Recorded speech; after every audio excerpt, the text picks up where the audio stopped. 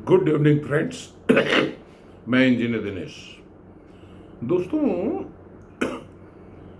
ये जो सरकारी सेवाओं की भागदौड़ है, खास तौर से यूपीएससी,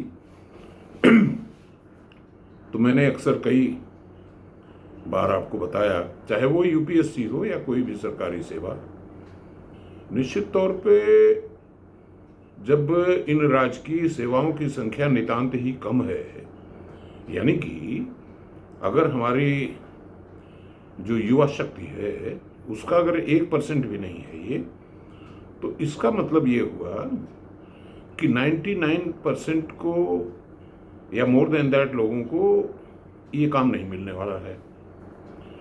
इसका मतलब ये नहीं हुआ कि स्टोरी विल एंड हियर।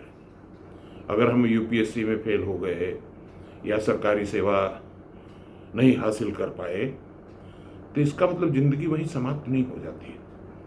दोस्तों, जैसा कि मैंने अपने बारे में बताया कि मुझे सबसे पहले क्लास 1 सर्विस मिली थी 1974 में, वो भी सेंट्रल गवर्नमेंट की, और 3 साल बाद ही उस नौकरी को छोड़ करके मैं प्राइवेट सेक्टर में आ गया था।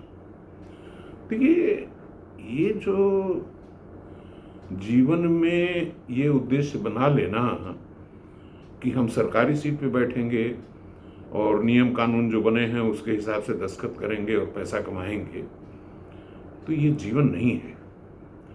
जीवन का मतलब है थोड़ा रिस्क भी होना चाहिए और थोड़ा उठापटक होनी चाहिए, और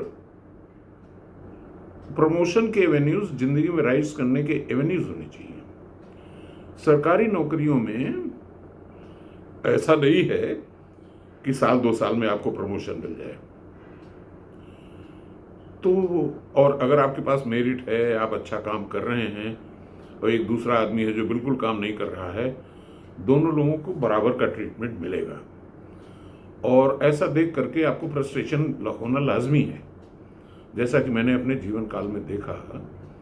हालांकि जो मेरे फर्स्ट 3 ईयर्स सेंट्रल गवर्नमेंट के थे, उसको छोड़ने की वजह ये थी कि वो दूर देश में थे, बम्बई में जॉब था वो, और मैं यूपी में आके काम करना चाहता था, इसलिए मैंने उसको तिलांजलि दी थी उस सेवा को। मगर मैं अपनी 38 साल की राजकीय 35 साल की राजकीय सेवा और 3 साल की प्राइवेट सर्विस, प्राइवेट सेक्टर की, उससे मैंने, और प्लस 12 ईयर्स ऑफ एंटरप्रेन्योरशिप, उससे मैंने ये निष्कर्ष निकाला है कि इस पूरे 50 साल में ये जो 12 साल एंटरप्रेन्योरशिप वाले हैं, ये सबसे ऊपर हैं, सबसे भारी पड़ते हैं। ये इसलिए नहीं कि इसमें chances of making money are more, बल्कि इसलिए कि आप कुछ क्रिएट करते हैं, you create something and you sell it.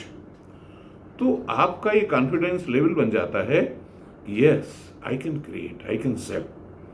मैं किसी का नौकर नहीं हूँ या किसी के इंस्ट्रक्शंस पे नहीं चलने वाला हूँ, मैं I am the master of my own.